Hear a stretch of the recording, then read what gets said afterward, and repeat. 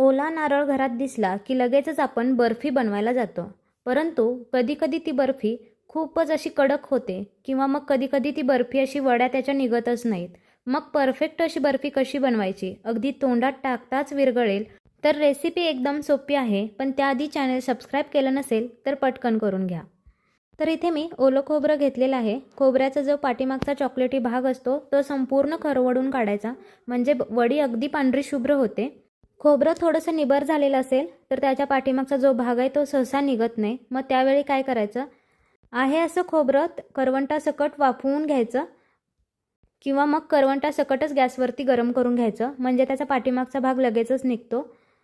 आता याचे छोटे छोटे तुकडे करून घेऊया आणि एकसारखा असा याचा खीस करून घेऊया. तर हे खोबरं मी मिक्सरमध्ये बारीक करून घेतलेलं आहे. अगदी एकसारखा त्याचा पांढरा शुभ्र खीस तयार झाला आहे. तर सगळ्यात पहिल्यांदा आपण खवा तयार करून घेऊया. तर इथे आपण दूध किंवा रेडीमेड खवा नाही वापरणार आहे. मिल्क पावडर पहिल्यांदा 1 चमचा तूप पॅनमध्ये घालून घ्यायचं. त्यानंतर पाववाटी मिल्क पावडर घ्यायची आणि त्याच वाटीने पाववाटी दूध घ्यायचं. आता हे गुठळ्या न होऊ देता व्यवस्थित मिक्स करून घ्यायचं. तुमच्याकडे रेडीमेड खवा असेल तर तो वापरला तरीसुद्धा चालेल. अगदी अर्धी वाटी खवा वापरला तरीसुद्धा चालेल. परंतु खवा मिळत नसेल तर अशा पद्धतीने मिल्क पावडरचा खवासुद्धा तुम्ही बनवू शकता. याने सुद्धा त्याची चव सेम येते. किंवा मिल्क पावडरसुद्धा नसेल तर मग तुम्ही दूध आटवून त्याचा खवा तयार करून घेतला तरीसुद्धा चालेल. तर बघू शकता अगदी घट्ट असं मिश्रण झालेलं आहे, म्हणजेच हा खवा तयार झालेला आहे. आता हा एका वाटीमध्ये काढून बाजूला ठेवूया. अगदी 1 ते 1.5 मिनिटामध्ये हा खवा तयार होतो. जास्त वेळ अजिबात लागत नाही. आता एका कढईमध्ये इथे मी 1 चमचा तूप घेतलेला आहे.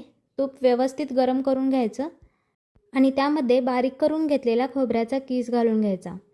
गॅस एकदम स्लो ठेवायचा आणि स्लो गॅसवरती हा खोबऱ्याचा कीस 2 मिनिटे व्यवस्थित भाजून घ्यायचा.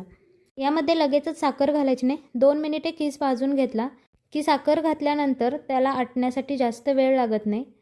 लगेचच साखर घातली की त्यामध्ये पाणी जास्त सुटतं आणि त्यामुळे मग ते मिश्रण तयार होण्यासाठी जास्त वेळ लागतो.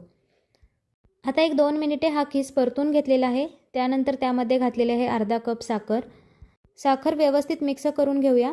तर साखरेचा अंदाज कसा घ्यायचा, खोबरं बारीक करून झाल्यानंतर त्याचा जो खीस आहे तो एका वाटीने मोजायचा. 2 वाटी खोबऱ्याचा खीस असेल तर 1 वाटी साखर घ्यायची. साखरेऐवजी गूळ वापरला तरीसुद्धा चालेल, परंतु इथे आपण पांढरा शुभ्र नारळाची वडी तयार करतोय म्हणून मी इथे साखर वापरलेली आहे. तर साखर विरघळल्यानंतर जो आपण मिल्क पावडरचा खवा तयार करून घेतला होता तो मिक्स करून घ्यायचा. खवा अगदी एकसारखा त्यामध्ये मिक्स झाला पाहिजे. साखर फक्त विरघळलेली आहे तेव्हाच खवा घालायचा, म्हणजे त्या साखरेचा जो रस आहे तो खव्यामध्ये सुद्धा मिक्स होईल आणि वडीची चवसुद्धा एकसारखी येईल. त्यानंतर अगदी पाव चमचा इलायची पावडर घालायची. आता हे मिश्रण एकसारखं हलवत राहायचं, म्हणजे त्याचा रंग चेंज होणार नाही आणि अगदी पांढरी शुभ्र ही बर्फी तयार होईल. तर एका प्लेटमध्ये थोडंसं मिश्रण काढून बघायचं त्याचा गोल तयार होतोय का. मिश्रणचा असा गोळा तयार होत येतो, म्हणजे आपण स्पॅच्युलाने जेव्हा हलवतो त्यावेळी त्याचा गोळा तयार होतो.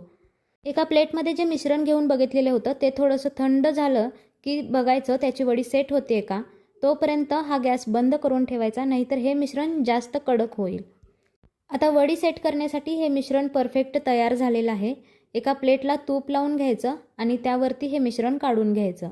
आता स्पॅच्युलाने हे व्यवस्थित सेट करून घ्यायचं किंवा मग एका वाटीला तूप लावून त्याने हे मिश्रण असं सेट करून घ्यायचं. तर अगदी मऊसूत आणि तोंडात टाकताच विरघळतील अशी बर्फी तयार होते. जास्त कडक किंवा कुटकुटीत अशा बर्फी तयार करायची असेल तर अजून थोडा वेळ हे मिश्रण परतवून घ्यायचं. आता अर्धा ते 1 तासासाठी हे मिश्रण थंड होण्यासाठी ठेवून देऊया, म्हणजे वड्या व्यवस्थित सेट होतील. थोडेसे काजू बदामचे काप घालूया, म्हणजे वड्या दिसायला सुद्धा सुंदर दिसतील. बर्फीवरती ते व्यवस्थित सेट करून घ्यायचं. अगदी हलक्या हाताने सेट करून घ्यायचं आणि हे मिश्रण आता थंड होण्यासाठी ठेवून देऊया. परंतु हे मिश्रण सेट करून झाल्यानंतर अगदी 10 मिनिटानंतरच याचे काप करून घ्यायचे, म्हणजे अगदी जास्त थंड झालं की याच्या वड्या व्यवस्थित कट करता येणार नाहीत. त्यामुळे हलकं कोमट असतं तेव्हाच याच्या वड्या कट करून घ्यायच्या आणि मग हे सेट होण्यासाठी 1 तासाभरासाठी ठेवून द्यायचं. तर 1 तासभर या वडे सेट करून झाल्यानंतर पुन्हा एकदा मी त्याला कट करून घेते, म्हणजे अगदी व्यवस्थित ही वडी बाजूला निघेल. या वड्या अगदी मऊसूत बनतात आणि परफेक्ट अशा बाजूला निघतात. तर बघू शकता अगदी रसरशीत आणि पांढऱ्या शुभ्र अशी नारळाची बर्फी तयार झालेली आहे. तर हा व्हिडिओ तुम्हाला कसा वाटला हे कमेंटमध्ये जरूर सांगा. व्हिडिओ आवडला असल्यास व्हिडिओला एक लाईक नक्की करा व चॅनलला सबस्क्राईब करायला मात्र अजिबात विसरू नका.